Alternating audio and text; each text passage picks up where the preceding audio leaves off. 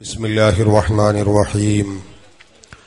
الحمد لله البر الجواد الذي جلت نعمه عن الإحصاء بالأعداد، المان باللطف والإرشاد، الهادي إلى سبيل الرشاد، الموفق للتفقه في الدين من لطف به واختاره من العباد.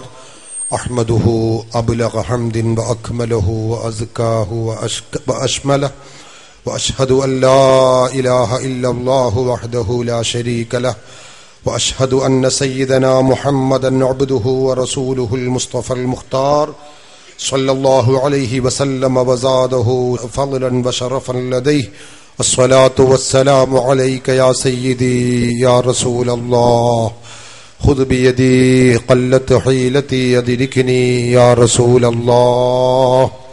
أعوذ بالله من الشيطان الرجيم. بسم الله الرحمن الرحيم. مثل الذين حملوا التوراة ثم لم يحملوها كمثل الحمار يحمل أسفارا، بئس مثل القوم الذين كذبوا بآيات الله والله لا يهدي القوم الظالمين. صدق الله مولانا العظيم، صدق وبلغ رسوله النبي الكريم، ونحن على ذلك من الشاهدين الشاكرين، والحمد لله رب العالمين. وقال النبي المصطفى محمد صلى الله عليه وسلم: سيكون في آخر الزمان دجالون كذابون يأتونكم من الأحاديث بما لم تسمعوا أنتم ولا آباؤكم، فإياكم وإياهم لا يضلونكم ولا يفتنونكم. شفيعنا رسول الله. يا رب صل على من حل في الحرم طه الرسول الذي قد خص بالكرم. يا رب آت المنى بحق سيدنا محمد صاحب الآيات والحكم. يا رب سيدنا خير الورى سندا، حصل مقاصدنا ذا الجود والكرم.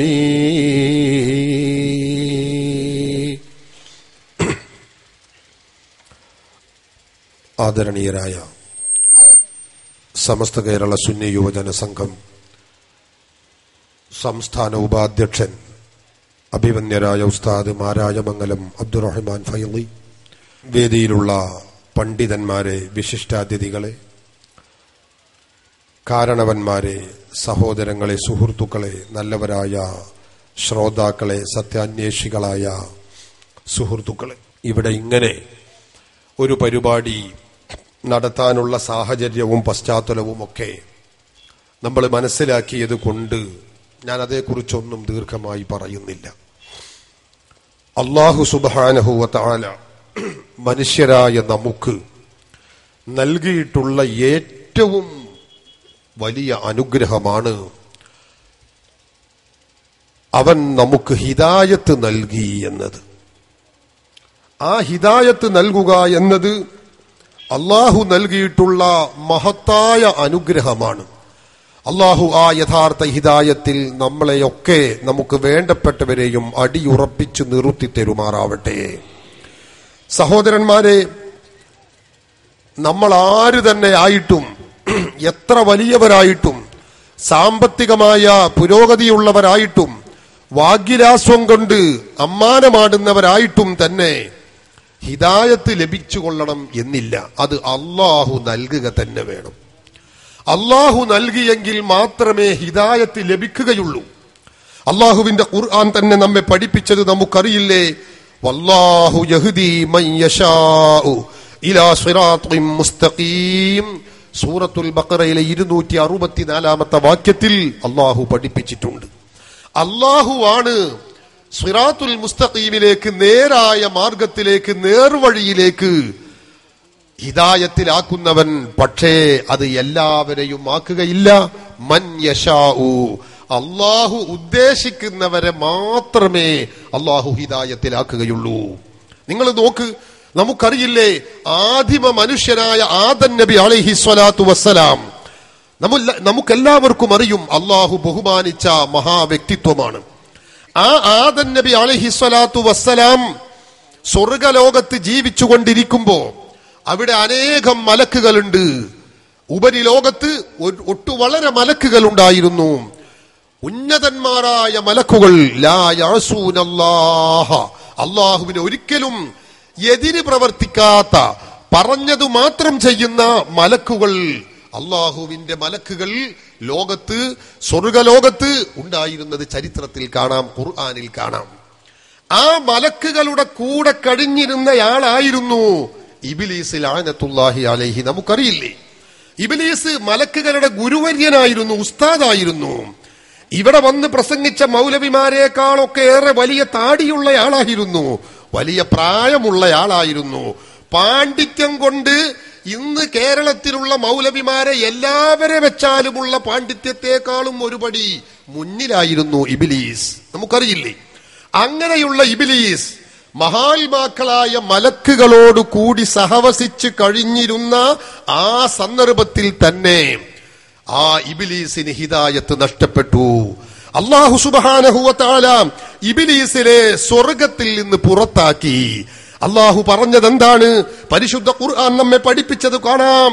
ഖാല, അല്ലാഹു പറഞ്ഞു, ഫഖ്റുജ് മിൻഹാ ഫഇന്നക റജീം.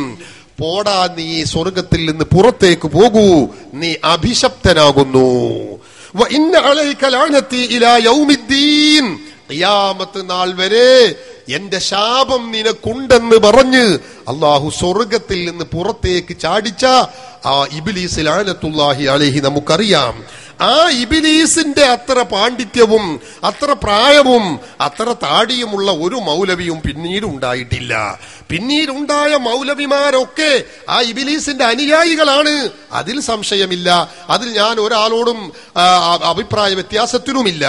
ഇമാമുന റാസി റഹിമഹുല്ല പറഞ്ഞതുപോലെ, വകുല്ലു മുബ്തദിഉൻ മുതാബിഊന ലിഇബ്ലീസ്, എല്ലാ മുബ്തദിഉകളും പുത്തൻ പ്രസ്ഥാനക്കാരും ഇബ്ലീസിനെ പിൻപറ്റിയവരാകുന്നു. ഇമാം റാസി തന്റെ തഫ്സീറുൽ കബീറിൽ ഒന്നിലധികം സ്ഥലങ്ങളിൽ ഇത് പറഞ്ഞത് കാണാൻ കഴിയും. ഞാൻ പറയുന്നത്, അപ്പൊ ആ ഇബ്ലീസ് ലഅനത്തുല്ലാഹി അലൈഹി അവൻ ജീവിച്ചത് മലക്കുകളുടെ കൂടെയായിരുന്നു, പക്ഷെ ഹിദായത്ത് ലഭിച്ചില്ല. അതാണ് ഞാൻ പറഞ്ഞത്, ഹിദായത്ത് എന്നത് അള്ളാഹു തന്നെ നൽകണം. നിങ്ങൾ നോക്ക്, ഹബീബായ മുഹമ്മദുർ റസൂലുള്ളാഹി സ്വല്ലല്ലാഹു അലൈഹി വസല്ലമ തങ്ങളുടെ കൂടെ അഷ്റഫുൽ ഖൽഖാണല്ലോ, ലോകത്തിന്റെ നേതാവ്, പരലോകത്തിന്റെ നേതാവ് ഹബീബ് മുഹമ്മദുർ റസൂലുള്ളാഹി. ആ നബി സല്ലല്ലാഹു അലൈഹി വസല്ലമ തങ്ങൾ ജീവിച്ചിരുന്ന തന്റെ നാട്ടിൽ തന്റെ കുടുംബങ്ങളായി ജീവിച്ചിരുന്ന ഒട്ടേറെ ആളുകൾ ഉണ്ടായിരുന്നു. അംറു ബിൻ ഹിഷാം നമുക്കറിയില്ലേ, അതുപോലെ ഉമർ ഇബ്നുൽ ഖത്താബ് ഇല്ലേ, വലിയ പ്രമുഖരാണ്. അന്നത്തെ യുവാക്കളുടെ പ്രതീക്ഷയായിരുന്നു, അവരൊക്കെ ആവേശമായിരുന്നു, നമുക്കറിയാം. പക്ഷേ